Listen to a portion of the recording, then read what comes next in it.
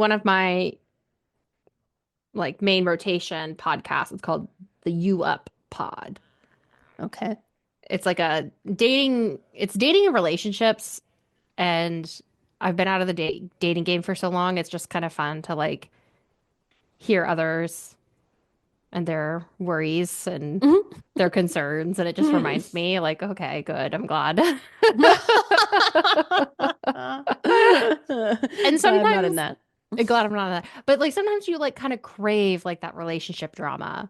Mm-hmm. That's why I like Housewives so much because my personal life is so stable. It's like I need to get that. How boring. I know it's like a total snooze fest, and it wasn't always that way. So that's my way of like kind of scratching that itch. Mm-hmm.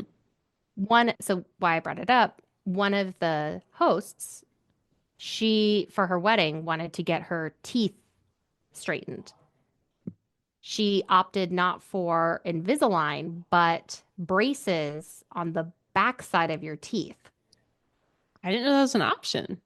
Right. And she's like, I'm so smart. Like, I have these braces on the inside of my teeth Oh. and no one knows. And they're like, they weren't even cheaper than Invisalign. I think they were more expensive. But it's cut up the back of her mouth because the wires are there. Oh. And it gave her this really intense lisp. Oh no. Oh, oh no. Did she stick with it? They were glued onto her teeth. I mean, you Oh can't. man. Yeah. I know. Wow, that's tough. I had read some things on Reddit. So you started talking about this, and maybe you can tell on this recording that I have a very slight lisp. But anyways, I got Invisalign today. So that's what we were talking about. And on Reddit, and they're a lot more noticeable than I thought they'd be. They're not quite invisible, like I was promised. Yeah. But anyways, I was reading on Reddit, and there was one person who was like so upset with how visible they were that she asked them to just take them off. So I think she had already paid at least part of it. And she said, never mind, can't do it. I was like, Wow. wow. Yeah.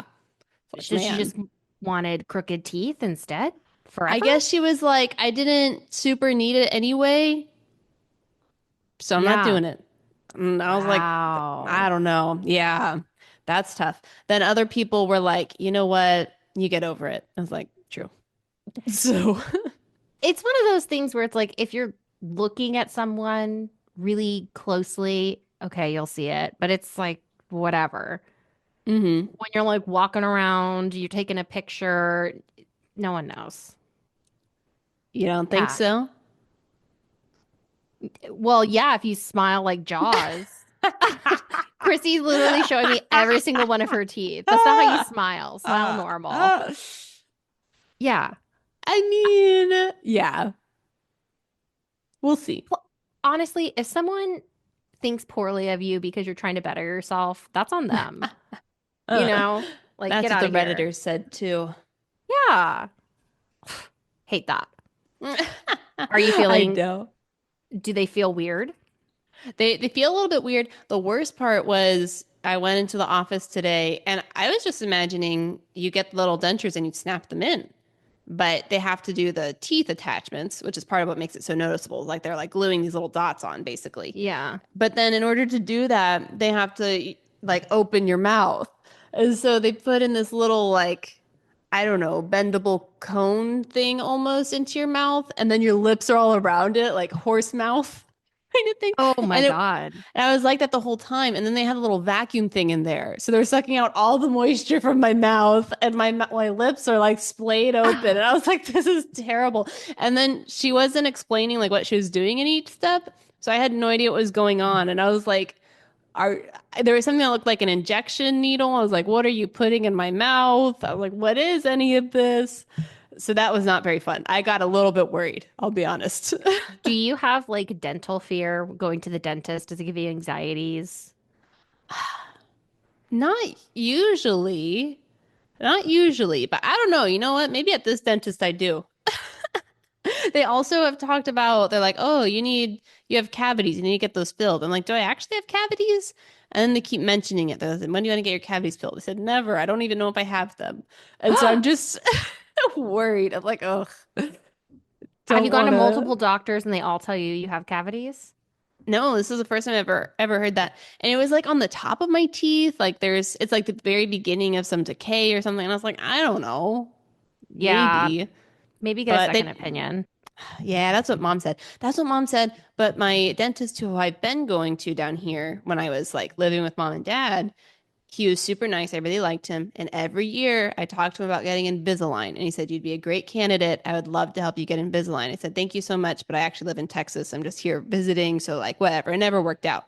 But you know what I did? I moved back down here and I didn't go to him for Invisalign. I went somewhere else. So I can't imagine going back to him now that I have Invisalign. I've been asking him to No. check on my cavities. It would be such Oh, a, I know, such a betrayal. that is every salesperson's worst nightmare. They It's say, the I have this worst. warm lead, like they're gonna buy, and then their boss is like, you need to sell more. And they say, I have this girl, she's gonna buy Invisalign. I'm gonna hit my numbers. Her teeth, I keep telling her she's a great candidate. And then she rolls in. I went to someone You else. went to someone else. Why did you choose this person over your regular guy? Well, because this person is like 8 minutes away from us, and the reg is probably like 45 minutes. Oh, So we kind of I moved. mean, But you know what? I yeah. was going to him when I lived in Texas. So he was many hours away from me then, Yeah, and it didn't he stop knows. me. I know. That is that the same dentist that mom had been going to for a long time? Yeah, they're still going there. So They really like him.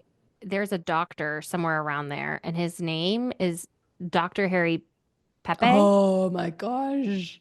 but how it's spelled is Harry and then Pepe. So it's like you always drive by it and you're like Dr. Harry PP, and you're just like, Ah. why don't you just be Dr. Pepe? I don't know. You gotta have a middle name. What if he's a urologist? Then if that was the case, I would keep it. You gotta be a urologist at that point. Oh my gosh. Or go by Harrison. But maybe he's just leaning into it. Because maybe that was a big joke and he got made fun of it. He said, you know what? Making it my strength. I That's am what Dr. Harry PP. That's who I am. Here's the picture of the horse lips thing. You really can't, I can't get the full face of what I was thinking, but it's like this ring they put in your mouth and their lips are all around that ring. There's a game like that. Oh, yes, it is just like that game. I Yeah, forget what it's called. it's called Look Like a Weirdo. Like, I don't know. I hate that game. You have to like your lips, you put a I don't want to call it a dental dam. You put like a plastic thing in your mouth, and then you have to try to speak whatever the sentence is, basically Yeah. without using your lips. Yeah. Yeah. That's a good one.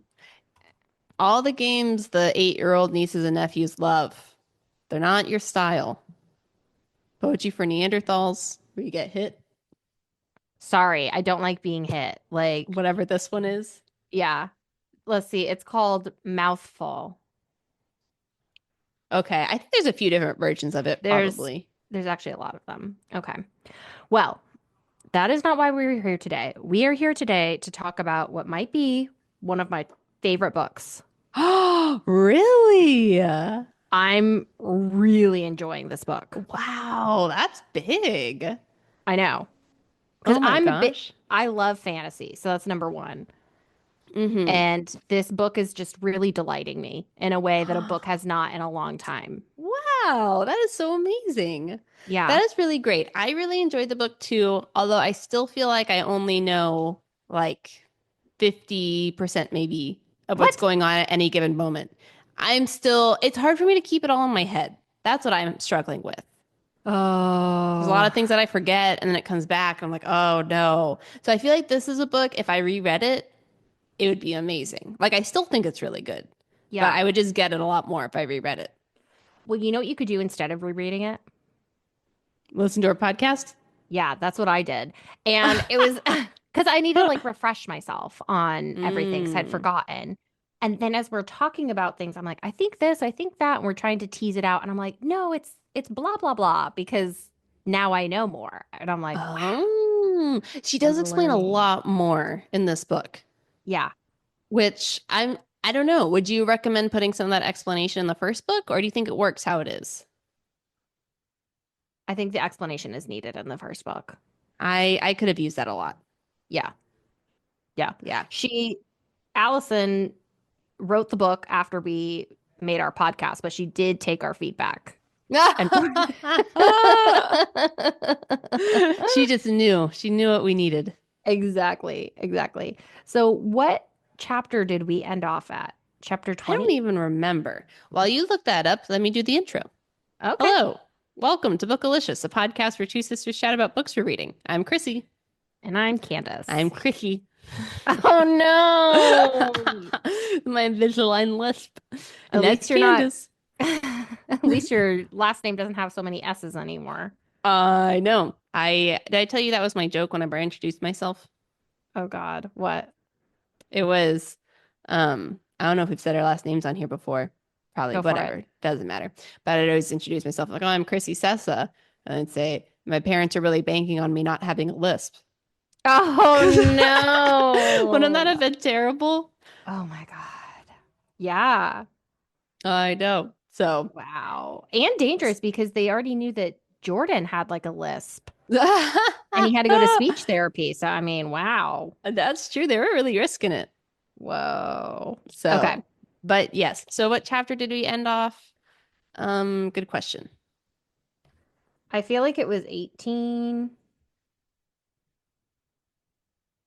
Mm, because I think it was around 18. I think where we ended is Aaron they had the dragon fight and then Aaron reveals to everyone who he is. King Orin says, "Okay, good. Kill the lady."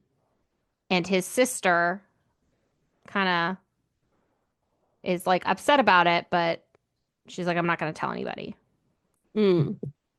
Yeah, yeah, that sounds right. And I just looked through our messages. Yeah, we stopped at 19. Yeah. Okay.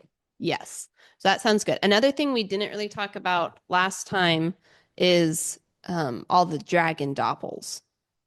That was happening at the end Oh, too. Oh, all the yeah. dragon doppels and Jesse.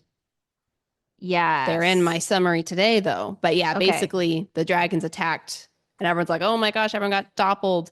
And then Jesse also came back. Jesse was on the campaign with King Orin last year when he was maybe doppled into a dragon, and she had died until she just came back. So that was big news. And she was one of like the pieces of evidence that, Mm-hmm. oh my God, I have to sneeze. I've been sneezing all day. Me too. That the Duke had when he was building his case against King Orin, he was saying, this is what I think makes him likely to be a doppel. And one of them was all of the people in his entourage died, including Jesse, Mm-hmm. Yeah. although she's alive now. So now this is like, okay, faulty evidence has been submitted to the court. Mm-hmm. Mm-hmm. It's pretty juicy.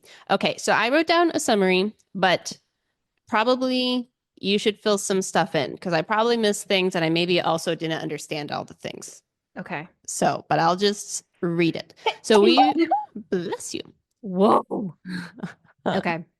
So we read until chapter 40. So we got a lot of things to cover. So I know. I have a pretty long summary, but I think I condensed it all pretty well. Okay. So, okay. So the two big ideas in this set of chapters has to do with dragon doppels and with Aaron's job as a messenger. Yes. So first with the dragon doppels.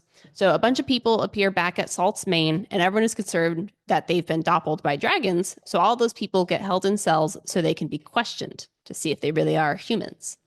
And who else is still on the dragon doppel hot seat but King Orin? So the council decides he's going to go fight dragons far away. And really it's just so that they're out of their hair and they can make decisions about him and then maybe do away with him if they find out that he's a doppel. Okay. Aaron also starts his messenger work, and his new sister Adelaide wants to go with him for some good old brother-sister bonding time. On one of their travels, they make a detour on their way back to the castle. They make a detour to Jesse's hometown. Like we just said, Jesse was one of Oren's besties in his troop, who was with him when he may have been doppled. Jesse had died, but sent her sword to Oren before she bit the dust. But, like we just said, she miraculously just came back. So now Aaron and Adelaide have a lot of questions. So Aaron and Adelaide go to her hometown to find some answers. Once there, they find Jesse's husband, tell him that Jesse is alive, and then they hear his side of the story.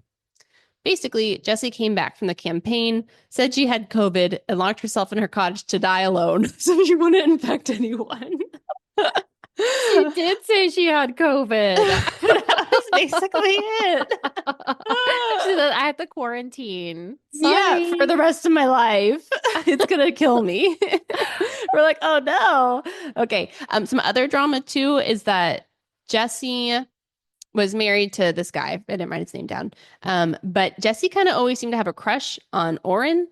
And the guy was like, he's not going to marry you. He's a prince. So marry me. And she's like, okay. So that was their romantic relationship. She comes back, still talking about the prince. So anyways, that's just kind of some background drama. Okay. So she locks herself up in the cottage to die alone and to not infect anyone else. But then the cottage burns up and the body left in there is identified as Jesse, because who else would it be? But there's an interesting part that doesn't add up here, because Lord Sung during the trial, for him saying that Oren is actually a dragon doppel, Lord Sung said that 2 of Jesse's friends were on their way to visit her when they got murdered on the road. But Jesse's husband says it was 3 friends.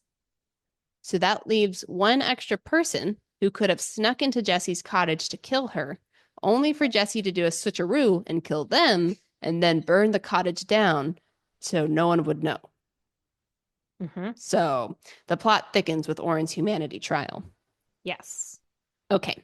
So and Jesse's. And Jesse, that's true, because people are still kind of concerned. They're like, what if Jesse's a doppel? Well, that's what Aaron's thinking. He's like, she might not be fully human either. So lots of interesting things there. Okay. So that's on the doppel side of things. On the messenger side of things, Aaron gets to travel the world and doesn't see a lot of the royal people, which is just how he likes it. He gets closer with the O'Sheas because he visits them and delivers their messages so often.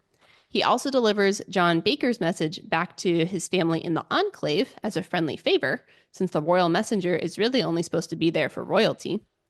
However, John Baker's family isn't the most excited to see Aaron since he's with the King's group, and they really aren't fans of the royalty.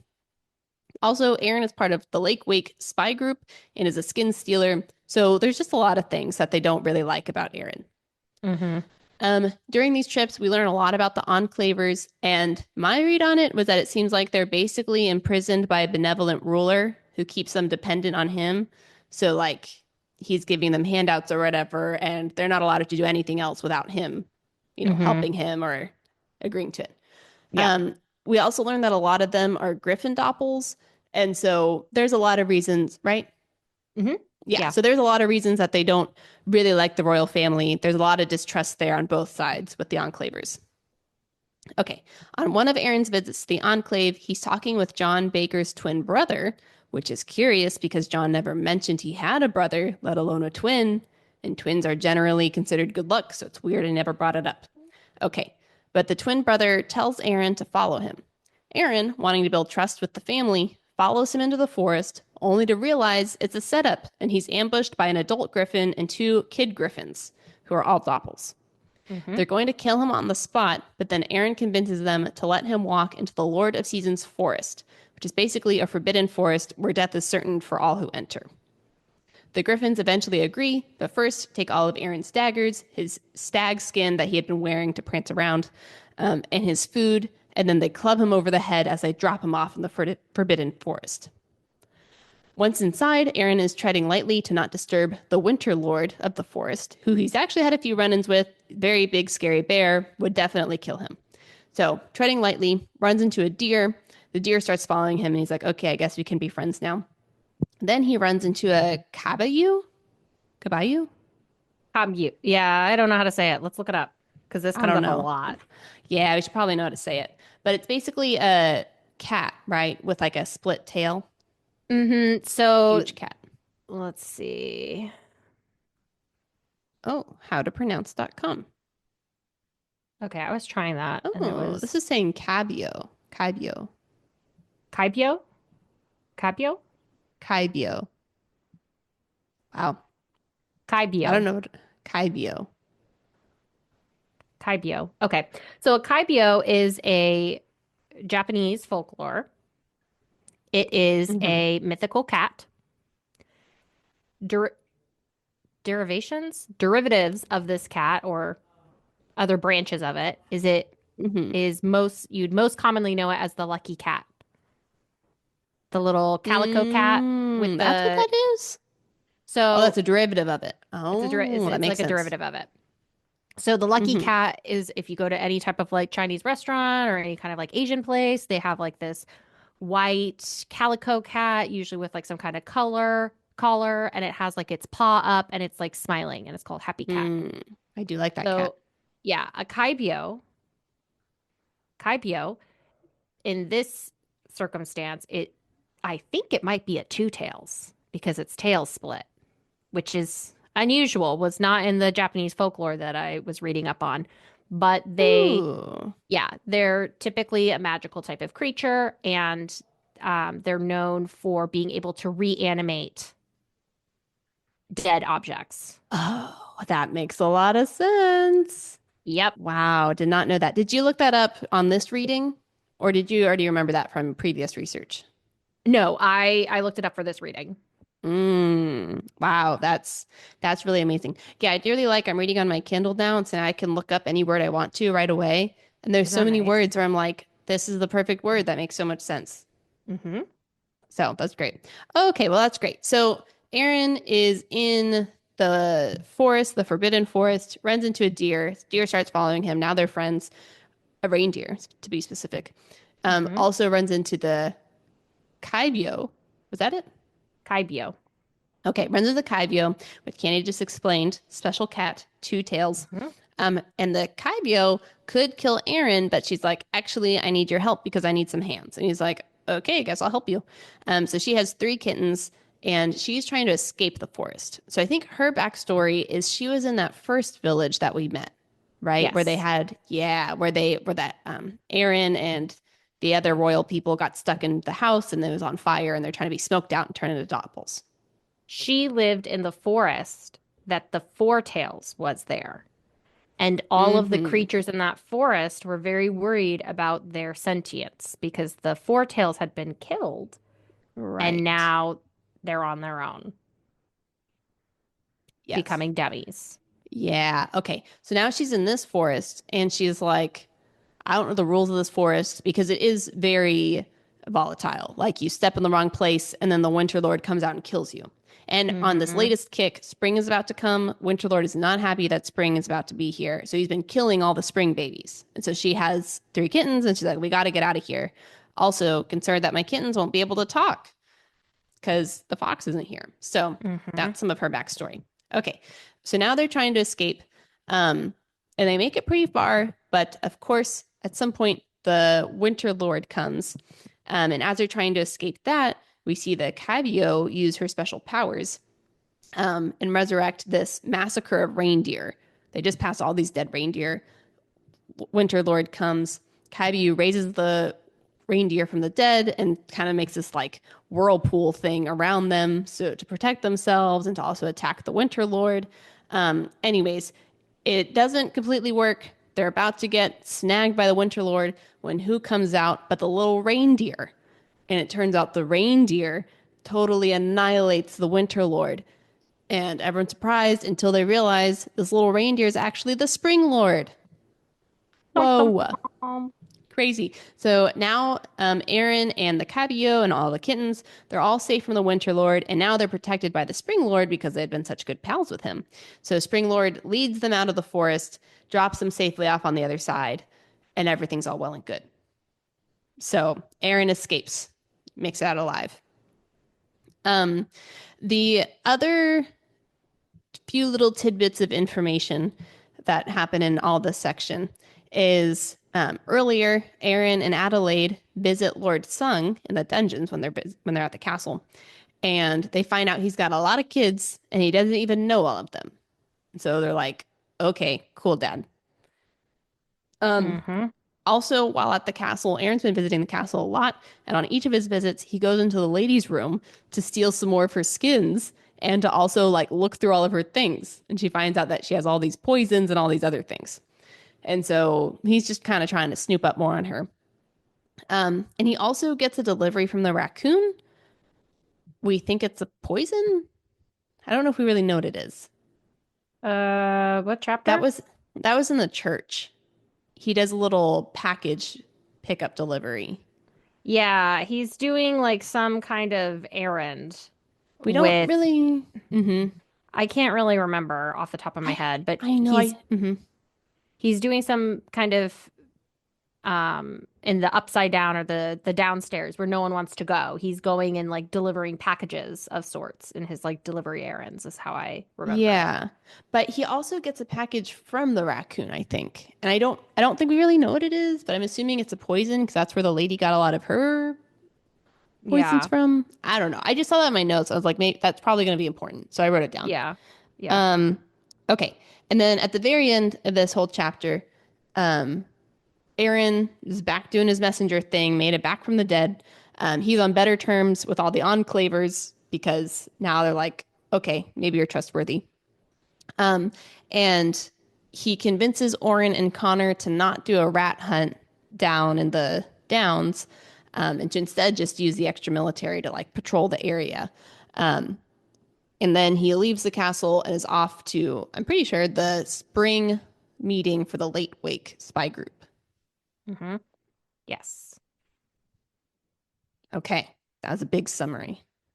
I know. This honestly probably could have been two parts. It really could have. I mean, just a lot happens in this book. I know. I know. It's just like action packed. Yeah, it really is. One thing that was not covered in the summary, Hmm. learn a little bit about Adelaide's first brother. Adelaide is the oldest. Yes. Her younger brother, his name was Michael. Hmm. Michael, if you remember from the first book, Duke Song, he had given up one of his sons to the dragons. And then when it was O'Shea's turn, he was like, nah, we're not going to do that anymore. Hmm. We're not going to give up to the dragons. And so what we find out in this book is that the giving up of to the dragons was every year the dragons would come in and then the rich people would line up all of their sons I and then the think and dragons daughters, right? I think it's just any I think once they reach a certain age, like 12 or 13, then all the kids would just go out to the beach. maybe because but Adelaide I think was older, wasn't she? Whatever. I thought it was I don't know. sons, but maybe it's Maybe just it was kids. sons. I don't Who know. knows? Who knows? Maybe it's just the secondborns. You're right. The first one is the responsible, and the next one is the forfeit. Something like that. Okay. So they get all the second kids and they line them up, and then the dragons come and then they just all doppel with the I think they kids. choose one. I think Well, that was the. each dragon chooses one, but like Oh, a I thought it bunch was. of dragons would come and then they Oh, would okay. doppel each of the kids that were lined up. Mm.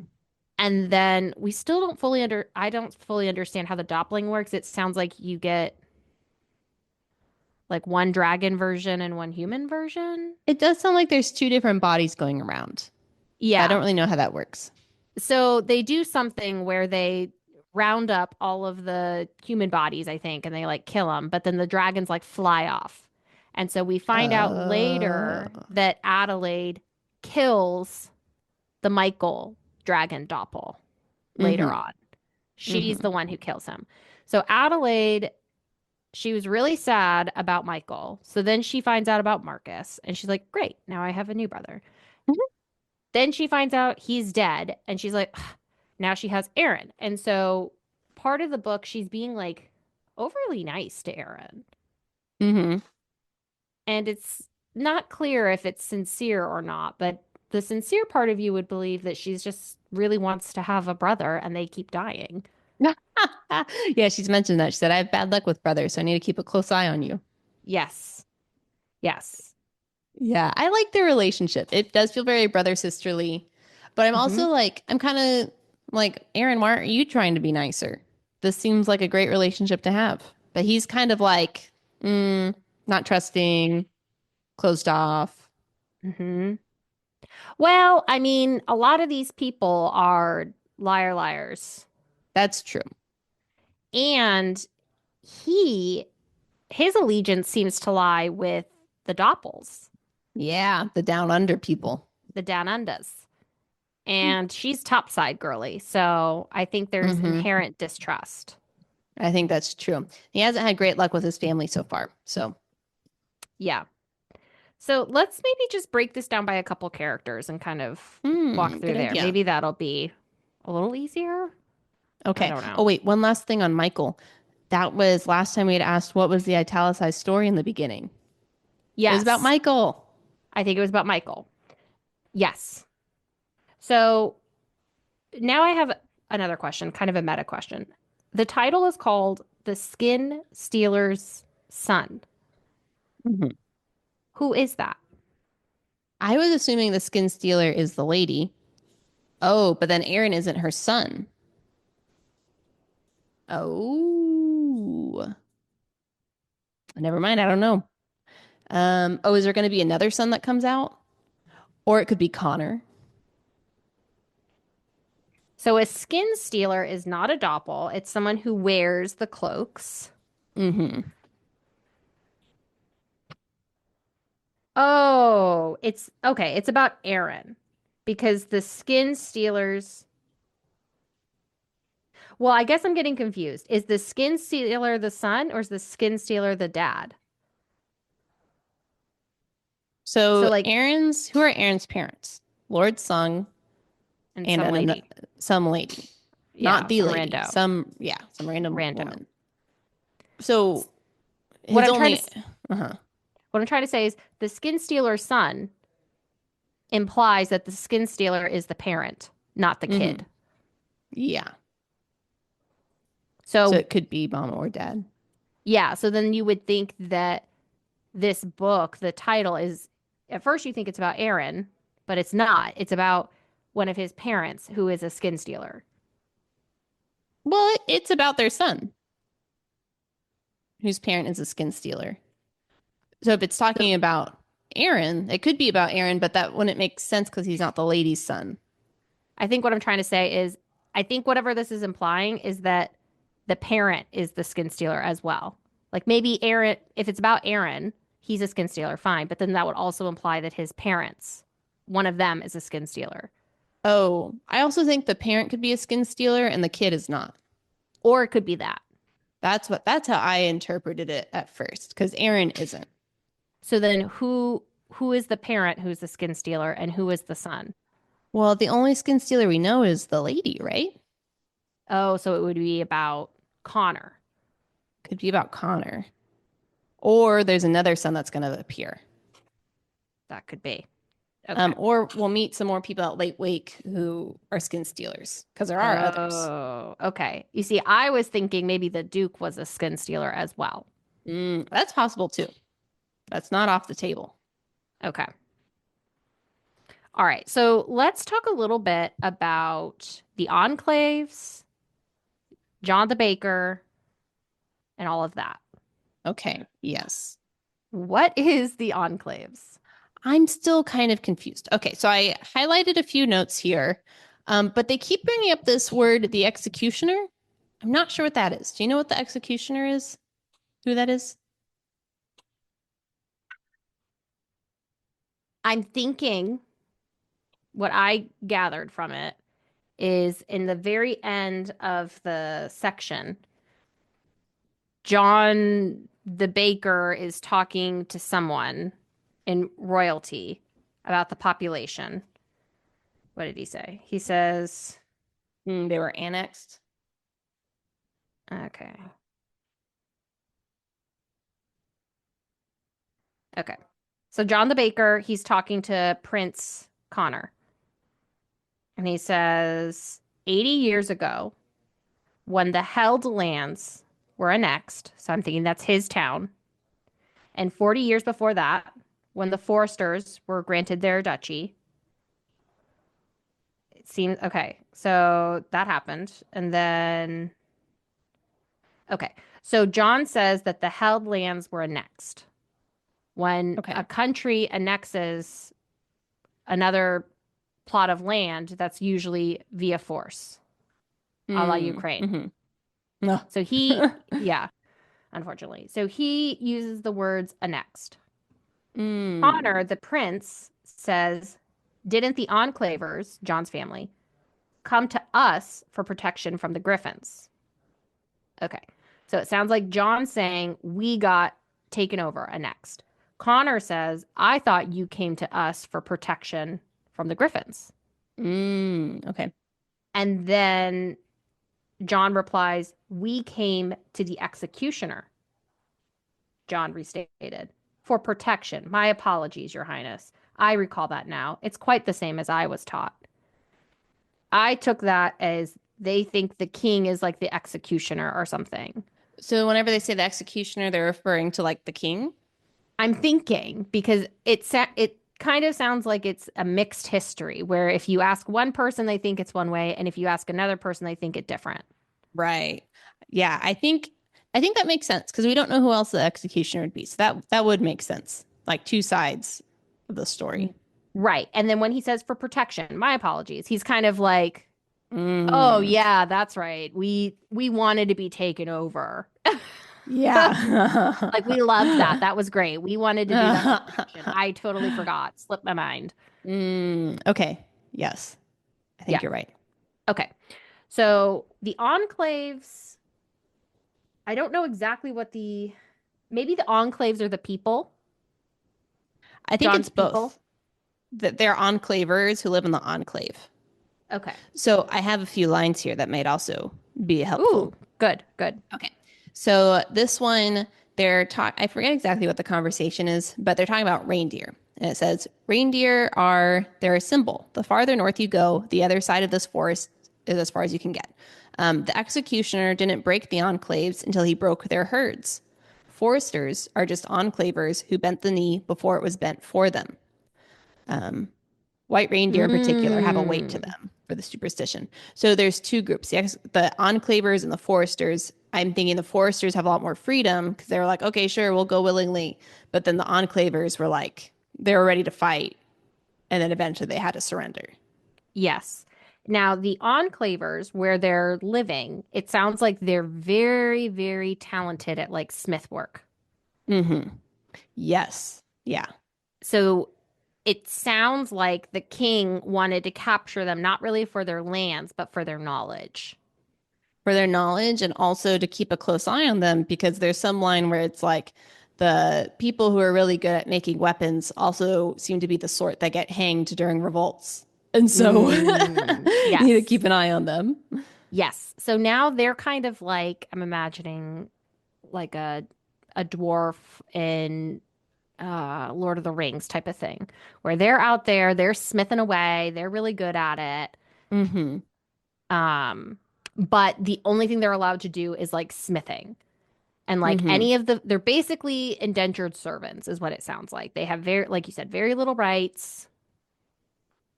Yeah. I think a lot Mhm. of people think that they might be doppels, blah, blah, blah, blah, blah. Yeah.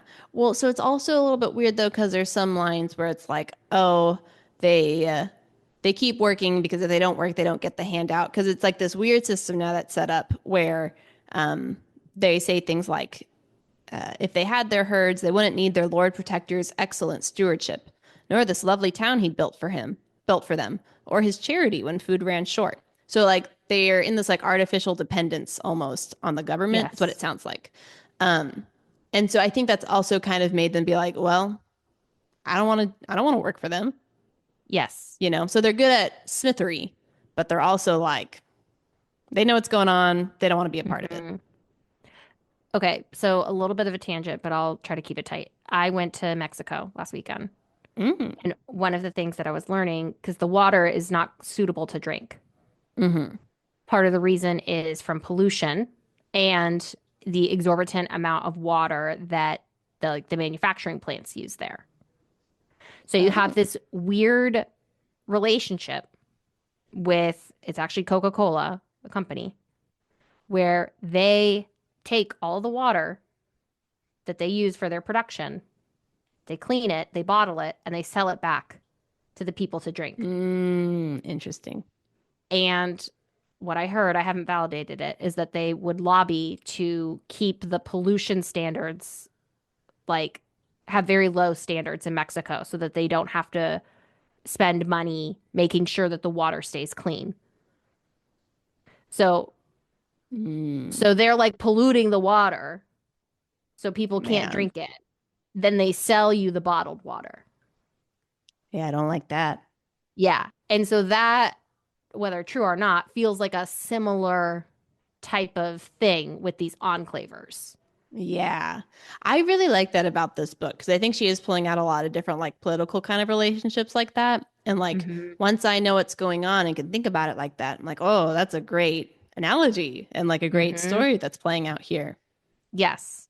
So the enclavers, it sounds like they're trying to build up an army, perhaps stage a coup, where Mm, they have their people getting doppled with griffins. They seem very happy doppling with griffins. yeah. And the griffins have to hide in the forest where the people can't go, where the Lord Right. of the Spring and the Lord of the Winter live, and only like non-humans can live there. Hmm. So it sounds like they're trying to like stage, like build up their forces again to For like a eventually. revolt, maybe? Hmm. Yes. Oh, okay. Yes. Interesting. Okay, why do you think John didn't mention his twin brother? Or is a twin brother actually a doppel or something? I think John's the doppel John's a doppel. because they always talk about how he looks like Snowy White and he has like these featherings and this and that. Oh. And I can't remember how they described the twin, but I remember him not sounding quite They as weren't boy-like. identical? I remember they were different.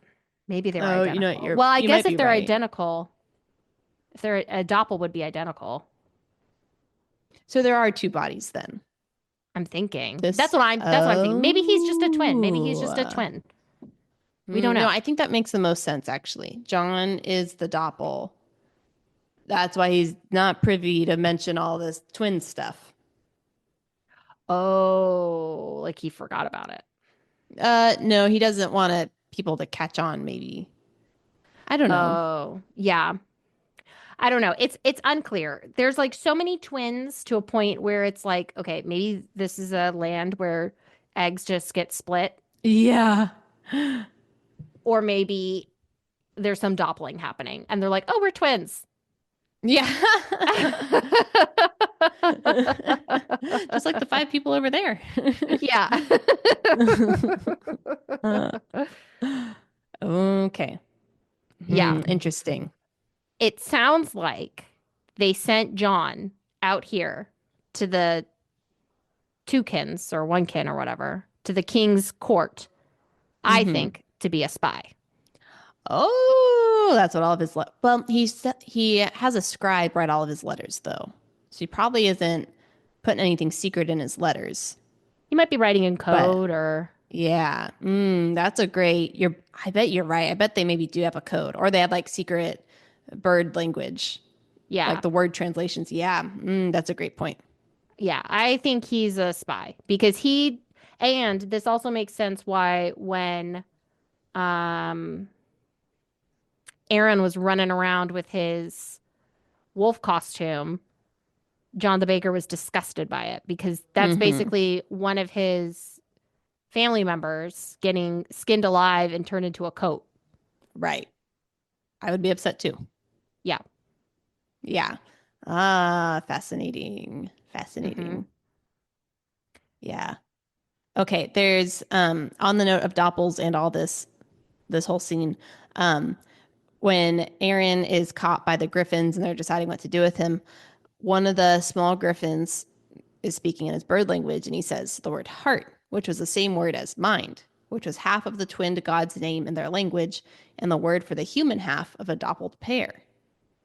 So I think that just shows there's a human half and an animal half. I One could is the see heart, that. one is the mind. Or is Aaron a doppel? I am one. Well, He could be a latent doppel where he does, maybe it happened early and because he doesn't remember, he doesn't have his early memories. mm, it does seem like you can be a doppel and not realize it, Hmm. which seems strange. I think it depends on how or when it happens, maybe. Yeah, Because it sounds like it usually has to happen in points of like extreme duress, right. you know? Hmm. Interesting. Yeah. Or if it happens when you're very, very young.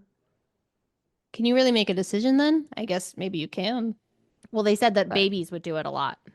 oh, so you had to keep a close eye on them. Yeah. Oh, wow. Yeah, that'd be concerning. Because it's just the desire. You don't have to say any Mm, formal words. You just have to have the desire. And babies always have desires. I want yeah. that. Boom. Wow. Fascinating. Hmm. Man, oh man. But yeah. So the Enclave is interesting too, what you're saying with like what we were just talking about with the skin and John the Baker hated it, where it's like kind of going back to all the political stuff where it's like there's these people slaving away, making the Hmm. city run, and they're like abused. And then like, how could you be a doppel? But meanwhile, they skin all the doppels and they use it for their own Yes. benefit. And you're like, this sounds familiar. Yes. So Right. It kind of sounds like they want people to doppel so that they can steal their hmm powers. yeah, yeah. I think we had kind of circled that last time where we were Yeah. like, oh, maybe the reason why they want to round them all up and kill them is so not to keep people safe, Right. but to steal their power. Yeah. I think you're right. Hmm.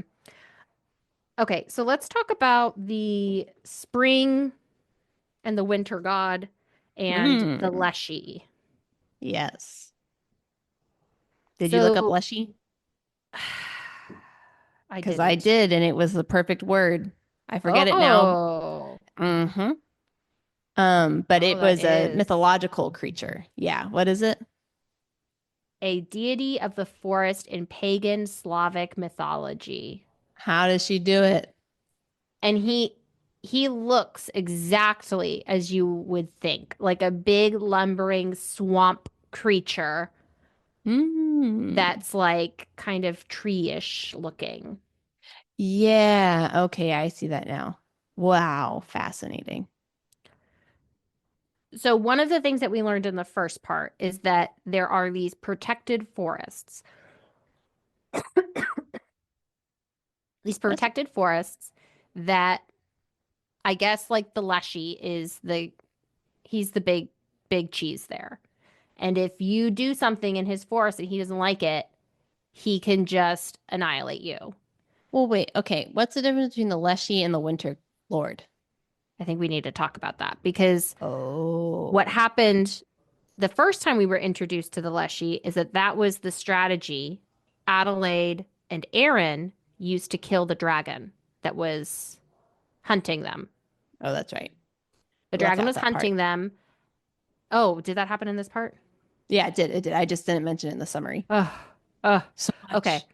Yeah. So Adelaide and Aaron, as they were going on their journey, this dragon was tailing them, which was very unusual. And they're like, this is Mm-hmm. crazy. And so what It's ends up human-like happening, behavior.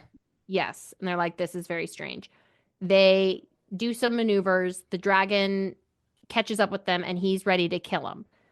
Well, there's this forest, the Leshy's forest. And if you cross into it and you do something he doesn't like, he kills you. So their plan was, well, let's try to lure the dragon into accidentally swiping his tail over there. Okay. Mm-hmm. Dragon ends up putting a foot into the forest. The Leshy comes out and just like stabs him a bazillion times with sticks, like He makes pierces him all the trees way grow through. out of him. Yes. And then this is when I think we need to go back there because then something comes and gobbles up the dragon. I think it's like the winter god or something. I think it was the Winter Lord, the bear, The right? bear. I think that's when they Yeah. first see the bear. Yeah. Yeah. So and Rose had kind of mentioned this too, and she's talking to the villagers. She's learning about their like religions and stuff. And they've talked about the four lords of the forest. Like there's one for each season. And one person thought it was the same person who keeps like changing forms or whatever. And other people think it's four different lords, whatever. So right now, the Winter Lord was there, who's a big bear. But when we see him, he is so agitated because it's almost springtime. And so he's like crying pollen. Basically, he's having an allergy attack all the time, which I think is why he's so, um, what's the word? Irritable. Irritable. Yeah. Yeah. So he comes when the Leshy might kill the dragon or the bear comes and finishes the job. It's one of the two. Okay. So the dragon's screams covered the sounds of the bear's approach. It did not appear from leaves and shadows as the Leshy had. It Mhm. walked as mortal things did, for each Lord of Seasons died when its time had passed, and the Lord of Winter's time had passed. Its sides were gaunt, ribs heaving out and in with each overstrained breath. Around its reddened eyes grew the flowers of spring. This is what you're talking about. It's having, um, it wept spring and found no relief. And then the Lord of Winter cracked the dragon's talon foot between its jaws. Things proceeded from there in a way that was somewhat hard to look away from. Okay. And then the Winter Lord eats it like a thing whose hunger had too long festered, its wounds filled in, not with frost or fur, but with grass and ferns. So it sounds like the Winter Lord was supposed to die. It was his time. But then he sees this great big feast and he gobbles it up. And now it sounds like he's kind of like this weird hybrid thing of spring and winter. Yeah, I'm not sure. So it sounds like the only way for him to die is for the Spring Lord to come and to kill him.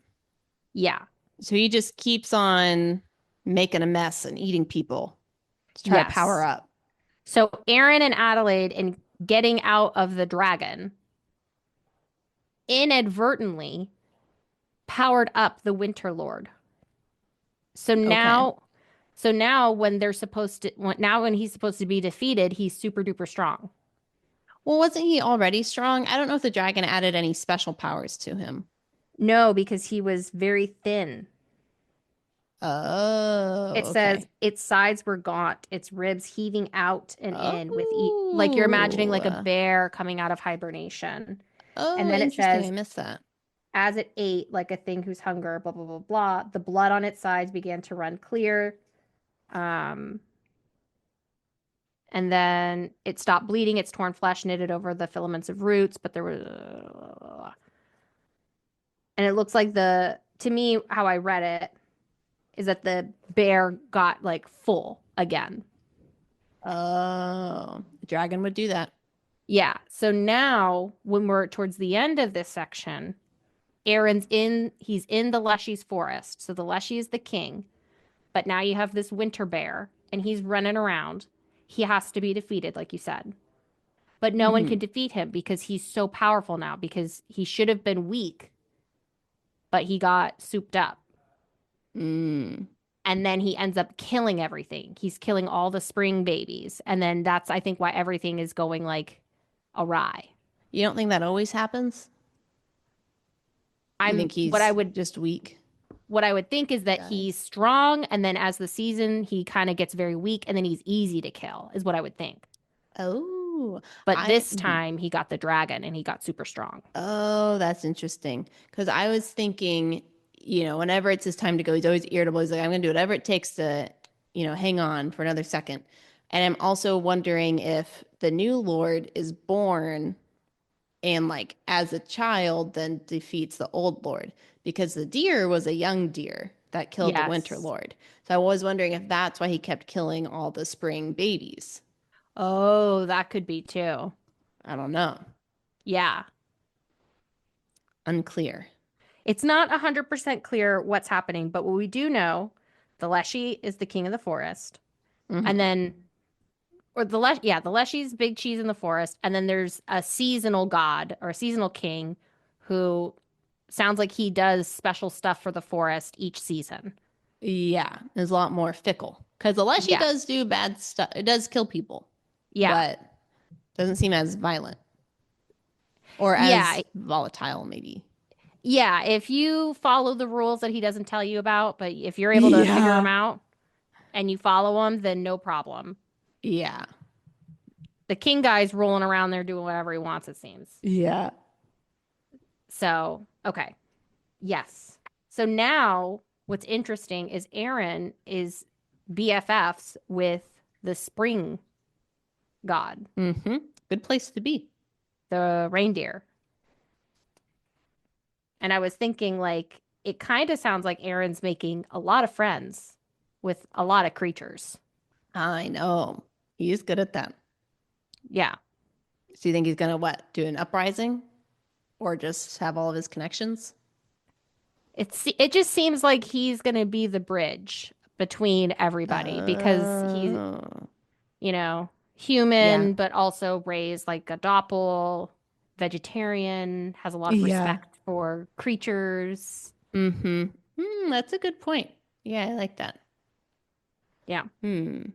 Yeah, honestly, I really like Aaron's character because he's like a good person, but he's not like a perfect person. Because when Yeah. he was like helping the Kaibu and the deer, he was like, I mean, I like these people, but not that much. Hmm. Might just run away right now, Hmm. and like he's nice to them, but he's like also looking out for himself. Like, I don't know. He's not, just this 100% giving, perfectly good person. But Yes. he's likable. I'm like, oh yeah, I would want to be his friend too. He's very likable and he likes to push the rich people's buttons, which is really Yeah. fun. Yeah, I do like that. Okay, so pushing rich people's buttons. He's talking a lot to King Orin because now he's like, I'm like your advisor now. I'm on your council, even though you Hmm. didn't know who I was and you don't really want me anymore. Oh my God. Okay. So, but Aaron just keeps showing up. And Aaron keeps kind of putting these ideas in his head of like, why are Doppel so bad? Are you sure we Hmm. should really kill all of them?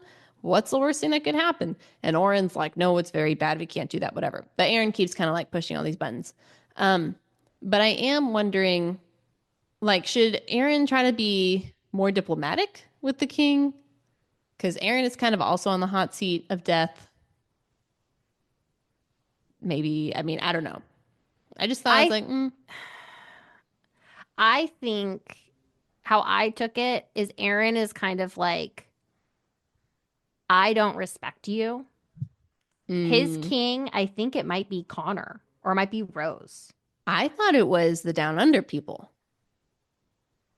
Because they keep saying he's like, I've only knelt the knee to one person, but the Right. Allison has not reminded me who it was. I think it was the down under people. Like maybe not the Rafferty brothers, but whoever maybe his mentor was or something. I don't know. See, I thought it was Rose or Connor, but not Oren. Maybe. Regardless, It's not Oren. regardless, it's not Oren. So we know that for sure. And so he's just kind of being like, I don't respect you. And I'm not gonna play the diplomat. I'm gonna be me. And if that bothers you, that actually fills me with joy. Yeah, Hmm. probably true. Okay. Do you have any other notes on Oren? Or can I talk about another O'Shea brother? Let's talk about another O'Shea brother. Okay, so we get a lot of interactions with Connor too. Connor is now like acting like king because Oren is off away and he's 13 and he's like, I don't know what I'm doing, but he has all his council people there. So like things seem to be going okay. But Aaron's been like a really good older brother to him, tells him stories, all the good Hmm. stuff. Okay. My question though was the way Connor is described makes him seem so young, but Rose seems so old and they're twins. So I'm just like, man, how is one a little brother and the other one a potential love interest? That's my question. I agree. I agree. Like Rose she's Ancient. maturing. Yeah, she's maturing at a very rapid rate Yes. because she's supposed to be like 12 or something. I think they're both 13. Yeah, 12 or 13 probably. The only thing I can think of is that either either Rose is just an old soul. Hmm. Okay. Maybe she's had to become more weathered because she's been, you know, othered because of her Fae. Hmm. Or it could be that she is going on these adventures and having a lot of personal growth, Mm, whereas Connor is in the same spot. that could be. Although she seemed to go on that first village trip and be ready to order people around. Rose feels like the wrong age minimum. She feels like she should Yeah, be 15 years old, and maybe they're not twins. maybe they're not. That could be interesting. Maybe, I mean, if she's a changeling, maybe she has another creature's memories or sentience, or, maybe there's more to her versus Hmm. Connor, who might just be a simple Yeah. human. Yeah. It's a normal 13-year-old. Yeah. That's interesting. What else about Connor were you thinking? Um, that was one of my questions. I think that's about it. At the end, the council wants to do a rat hunt in the Downs, but Aaron is able to convince Connor and Orin to not do it. Hmm. Um, yeah. I don't know if I did have any other notes on Connor. Did you have any? Yeah, I didn't have a lot, although it sounds like Connor, even though it's like he seems so immature in some ways, he's also like an astrophysicist. Oh my gosh, the measuring the moon. Yeah, Ah. and he's teaching Aaron how to like he's teaching Aaron all of these like mathematical things and like navigating in the night and this and that and Hmm.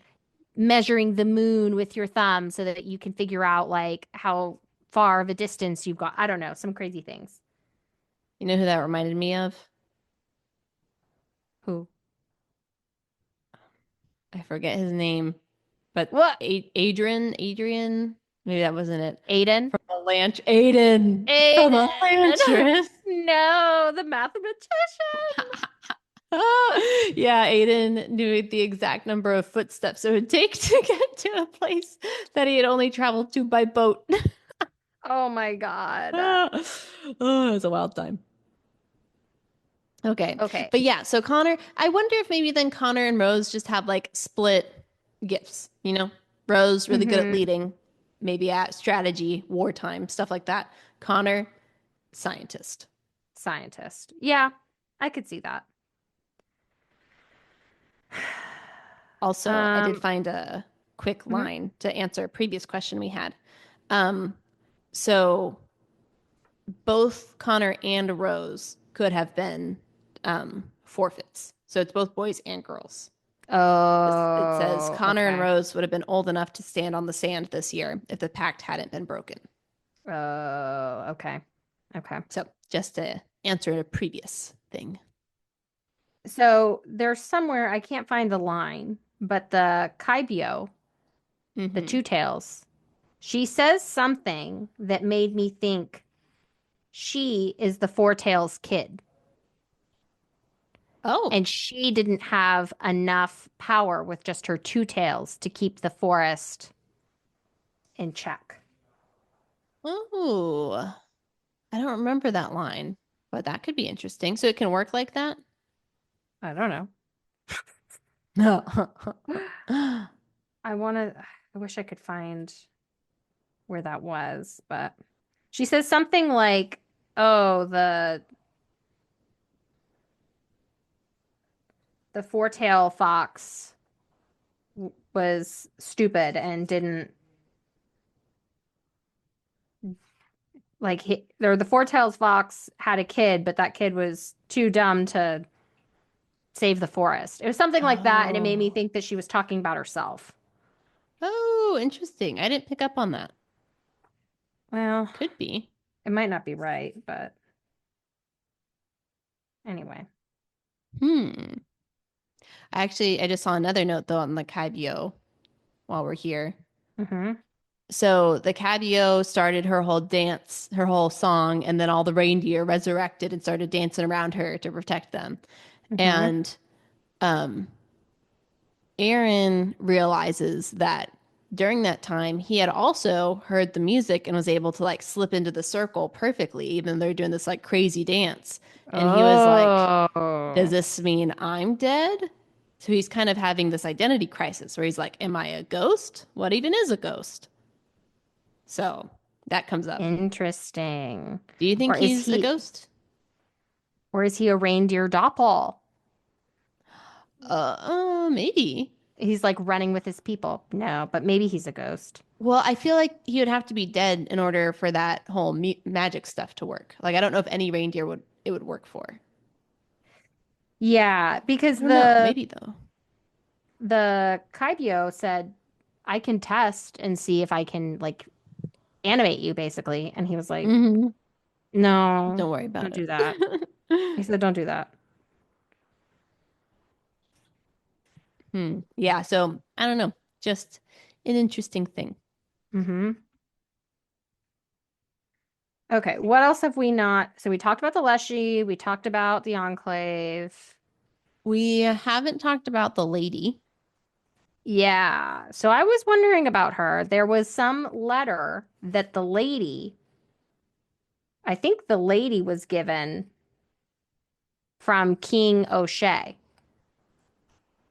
Oh yeah, he wrote her a letter. Did And, Aaron open that? yeah, and in it kind of implied that almost like he took his own life with the poison, and not that he had been killed. Oh, I totally forgot about that. What does it say about that? Okay, so this is what I had is that this is when Aaron was um working with the raccoon and the toucans. Mm-hmm. And oh, you know what it sounds like? It sounds like Aaron is asking the raccoon to figure out, can you tell me what these types of medicines do or these types of poisons? Oh, okay. Because it says the things he brought, the raccoon That's wrote, right. would have been good for easing someone with the late king's symptoms. Some treated pain, increased appetite, brought sound sleep, da da da da da. Each could be used as poison as well as all strong medicines could. So Aaron thinks the lady probably didn't cause the king's illness. She had so many other poisons in her room. Why would you do that?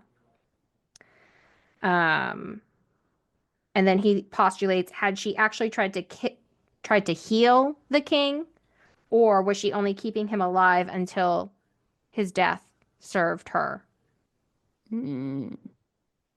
So then he's like going through and thinking of the things, and then he sees she also had a letter to the current king, to Orin, written by O'Shea.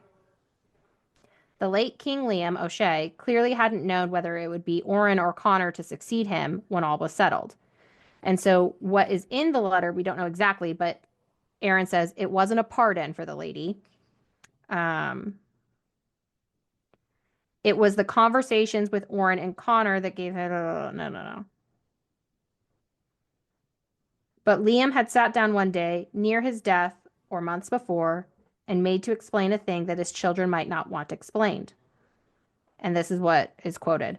A lingering death was never a man's choice, he'd written, in defense of why a dying man might choose the time of his end, a la Oh, so he's suicide. yeah. Oh, I totally forgot about that. So it sounds like there's this lady has the lady has this letter from the king to the next king that basically says, I'm really sick and I wanted the lady to poison me Oh, I thought he didn't just poison himself. or poison myself. Okay. But I'm thinking, have the lady poison me. So it's Because, like, why would easier. she have this letter if So she not could for, like, deliver it to the next king because he didn't know who it'd be. I guess maybe he thought she would get pinned for the poison because she's giving the medicine. Eh, Oh. Yeah, you're right. I see what you're saying. What I'm saying is it makes it sound like she has a get out of jail free card with this thing. That's a great point. I think you're onto something. So Interesting. yeah, we don't know. One now we're getting some doubt. Is the lady evil or what? Yeah, because Aaron kind of likes her sometimes. He's like, Yeah, I don't want to like her, but I do yeah. at certain moments. And so, intrigue. I'm wondering if I'm saying this about everyone. I'm wondering if the lady's doppel though. I feel like everyone's a doppel. I feel like everyone could be a doppel, but I could also see the lady being a doppel, and that's why Aaron's liking her so much. I could see that. Okay, there's also a line where he's asking about the doppel. He's like, how does it work? Do they have each other's memories? What happens? And then she says something like, oh, the humans don't feel it at all. And then he was like, how does she know? Yeah. Great point. Mm-hmm. Yeah. Yeah, that would be a big twist. Mm-hmm. I like that theory. Yeah. So what else? I have some lines that I think are funny. I had I don't know so if I have many that any. were funny. I love this. Yeah, he's hilarious. And Allison is Oh, hilarious. wait, before we get to funny, Okay. this was something that seemed important. So this was about Connor and Aaron. They're having a conversation, and Aaron's like, "How do you know all of this mapping? How do you know that your thumb is the size of the moon?" And he says, Rose and I used to talk about joining the Late Wake, the CIA, together, traveling not just our island, but being the kind of scout that gets to see what's beyond, maybe even finding where we came from. The boy let his hands drop. Okay. Well, I wanted to find it. Rose wanted to red trident it, take it all back. I forget what that was. I think they had mentioned it. Can you search red trident in your Kindle? Yeah. I love this thing. Yeah, this might be a better book to Kindle than to read, honestly. Yeah. Okay. All right. Oh, Red Trident is mentioned 4 times. One time, chapter 18, um, Queen Adnant of the Red Trident. There had been 4 crowns since whose reigns totaled together hadn't lasted as long as hers. The trident had left the isle. I don't know if it explains what the red trident is, though. Oh, because the last O'Shea to die peacefully had been Queen Adnant of the Red Trident. There had been 4 crowns since, whose reign hadn't lasted so long as hers, nor done so much. The trident had left the isle. We don't really get much there. The next one, oh, the executioner who'd killed Ares of the Red Trident had the tabby tied up in a sack and drowned, as was traditional for Cat Sid. Hmm. So, Can you look up? Mm, oh, is Red Trident, is that the leader? Maybe that's the leader of the Late Wake, because it says, okay, so I'm reading the first part to that line I just read. Um, Aaron says that the last time a king ordered the death of the Late Wake's leader, he was found murdered in his own bed. That would be the executioner who'd killed Ares of the Red Trident. hmm. Let me see. Oh, wait, sorry. That wasn't, I need to keep looking back. That was the lady speaking. Yeah. Or no, it was Orin speaking. Ugh, no, it was Orin. Orin said, did you know, Aaron, that the last time a king ordered the death of the Late Wake's leader, he was found murdered in his own bed? And that'd be the executioner who'd killed Ares of the Red Trident. Okay, so maybe the Red Trident is the leader of the Late Wake? I don't know. I don't know if it's like a position or an object or what. Yeah, I'm not really sure either. But that's what Rose wants to be. Or no, She she wanted wanted to to do the red she wanted yeah, red trident it. It's a verb. yeah, take it all back. Maybe is that like double spy?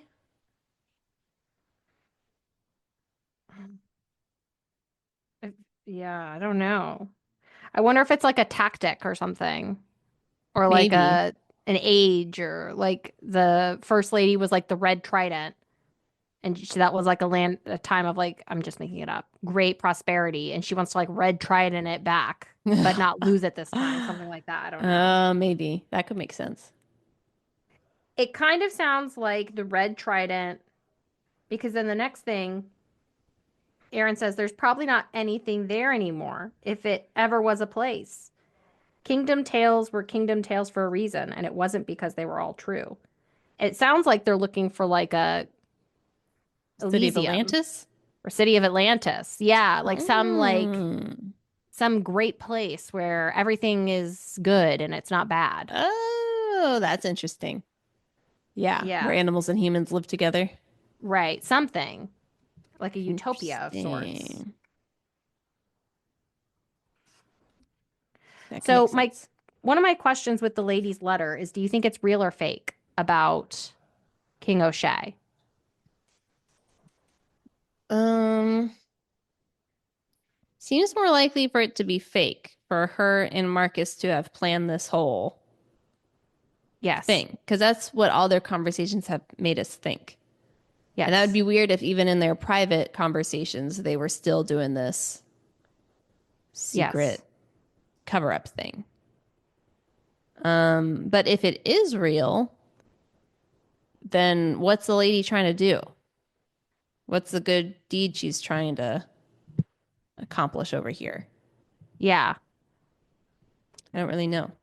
I agree. It seems like it should be fake. Yeah. Do you think Adelaide and Marcus were in cahoots? It doesn't sound like it. Sounds like Marcus kept this all hidden from her. I guess it's if you believe she's sincere or not. Mm. I know. That's the hard thing. I don't even know who to believe. I know. Yes, I'm not sure. What do you think? I could see it going either way. I know I really can too. So the last piece, because I know we're almost at time, the last piece of the story is that we learn about the old castle. Rose thinks it's haunted. There seems to be something about it, something very special, something with like population numbers. Hmm. Well, and don't they say it's like, oh, it sounds like it has forget. Let's forget. I'm Yeah, kind like of let's just confused what forget that about it. is. I think that just means it's like when they say let forget, it's like that's like let it go. Don't think But about it it. sounds, but I think that's like an actual thing. Like they spray let forget everywhere. Does that just wipe people's memory about it? Oh, interesting. Yeah, because they had said something about the let forget wearing off at the castle. Something like Oh, that. yeah. So Hmm. something's going on with this castle. And if anyone touches it, supposedly they die. And it makes you wonder why did they, because I asked, why did they bury and build a new castle? Great question. Is that the red trident? You get rid of the old rule? I mean, that could be I that don't there was know. some bad ruler and they wanted to renege on something. So they make everyone forget about this thing and then they bury it Interest. underground. Hmm. That could be. I'm wondering if let forget has something to do with doppels. Like you forget your human side or something. So then you'd know that, then they'll know you're a doppel. Oh, interesting. Maybe something like that. I could see it being almost one of those things where it's like back in the day, doppling was like the better option.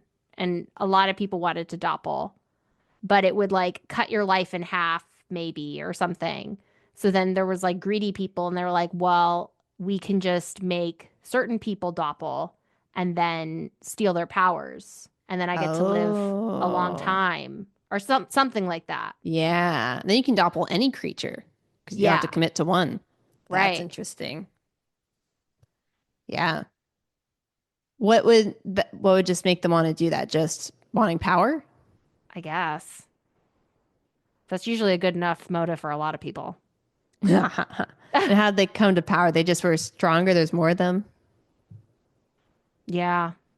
Or they start maybe you could never do like a skin stealer. Maybe it was like a new black art and they developed it and then Oh. they started like skinning all these people, like genocide type of thing, and it was like a really bad thing and people were like this is horrible. And then they were like, "Oh, they buried the castle, covered it up in the forget-me-nots." Oh, forgive me not. Put the new castle up and then said that the oppressed that like the people they were killing were the villains. Oh, I think that's a great idea. I could see that happening. Yeah, I like that. I like that too. Okay. Closing thoughts. Closing thoughts. I think it's really good. I mean, I guess I get more of the book than I think I do. But I just feel like a lot of times when I'm reading it, I'm just like barely holding on, you know? And it's Allison hard for me to writes remember what happened. Allison writes in a very unusual way. It's not bad. Hmm. It's not conducive to being clear. Yes. There's actually this one line that I wanted to. Oh, yeah, here it is. That reminded me of this because when the Griffins are talking to Aaron, I think they're talking about Aaron right here, and they say, "You're not going to get anything from him quick, the way he talks." I was like, sounds like how this book is written. Yes. Yes. You can get nothing quick. Got to read it a few times. Yes. And even that, like that syntax, that sentence structure, it's kind of Mm-hmm. choppy Yeah. Yeah. It's a very interesting way type to do of, it. yeah. And I But I think do like it. I mentioned it last time how she will just kind of randomly end a sentence in the middle. Yeah. And then you're like, what? So I have to read it sometimes, a couple of times. I know. That's the thing too. She references a lot of things that I don't know or I don't remember.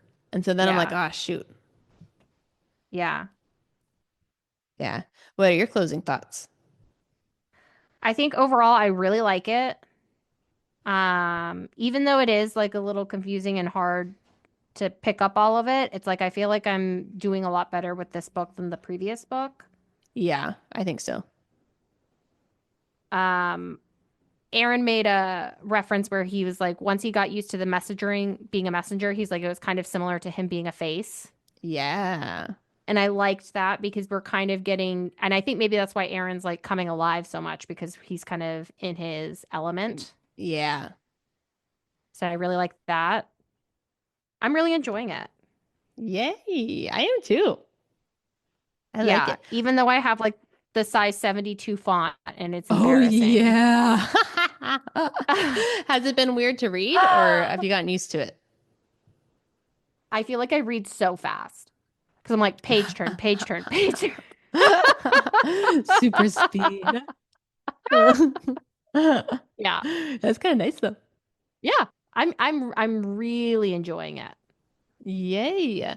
Okay, well, we are 66% of the way done, according to my Kindle. Are we finishing it? Okay. I say I let's think we finish finish it. it. Let's do it. Nice. Okay. So I think that's it for programming. I think we're gonna try to do The Alchemist or The Little Prince. Oh, that's right. Yeah, yeah. I like both Little of those Prince. actually. Yeah, Little Prince is a free PDF online. Maybe The I Alchemist love too. that. Might be. I actually have The Alchemist though. Ooh, Hmm. good. Yeah, both are Okay. good. Have you read either of those recently? You know, I have The Little Prince in Spanish. El I got it in Princito. Colombia. Yeah. So maybe I'm gonna try to read it in Spanish. I don't know. We'll see. One trip to Mexico. That's it. Now I'm Soy fluent. bilingual. Yes.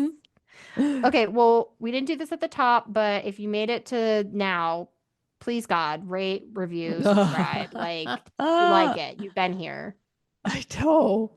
My God. Yeah, answer a poll. I know, I really do want to know how many people listen all the way to this ending part. Yeah, I I don't know. know. Can Who let us know knows? by email. Bookalicious.pod@gmail.com. That's right. That's right. Mm-hmm. Okay, well, I'll All see you right. next time. See you later. Love you. Love you. Bye. Bye.